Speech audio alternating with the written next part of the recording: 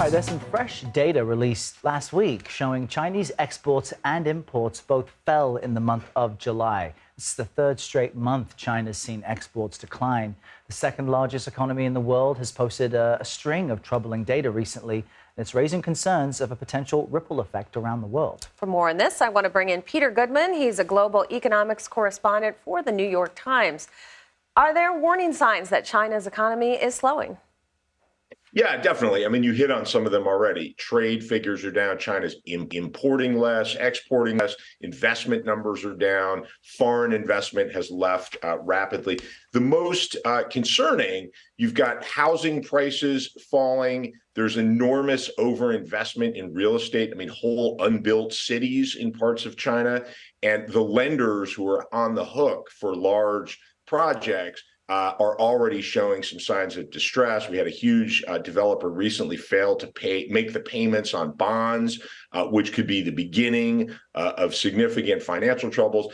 And then consumer spending is weak. There have been hopes that after COVID restrictions were lifted late last year, there was all this pent up demand for all sorts of things, obviously restaurants, travel, other kinds of shopping. Consumer spending has been weak, and there's a big debate about why that is. But basically, Chinese consumers seem confused about the future trajectory, confused about government policies.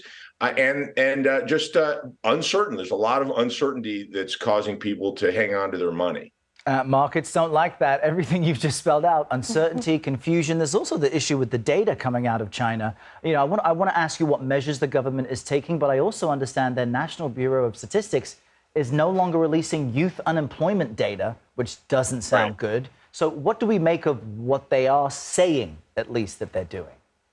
Well, there are a lot of words being spoken, lots of pledges to try to spur consumer spending and encourage people to buy houses and buy cars, which will create jobs for construction workers and auto factories and the whole range of services that are connected to that.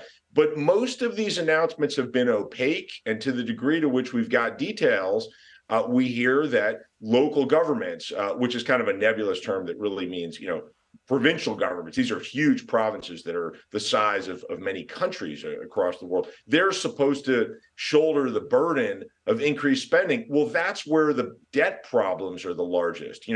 China is now indebted to the tune of 280% of annual economic output. That's greater than the indebtedness of the United States. So there's a limit to how much the government is really willing or able to do before spooking investors further and potentially triggering financial problems. Now, I want to emphasize that there's no collapse scenario. I mean, China's an enormous economy sitting on trillions of dollars in foreign exchange reserves. It prints its own currency. There are all sorts of things the government could do, but most of the means of stimulating the economy involve taking on greater debt and doubling down on an economic model that's kind of run its course, which is investing over decades now dramatically in creating new cities to assist the transition as people move from rural areas to cities to take on factory jobs.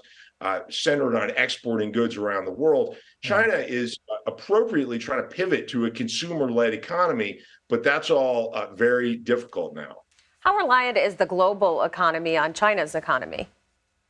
Well, significantly. There's been some analysis that shows over the last couple of decades, China alone is the source of something like 40% of the economic growth in the global economy. Now, there are some caveats with that. As we know, China is a net exporter. So it exports more than it imports. So a lot of that growth is domestic-led growth. And some people argue that the impacts on the global economy will be more limited than if, say, the U.S. was slowing dramatically, because the U.S.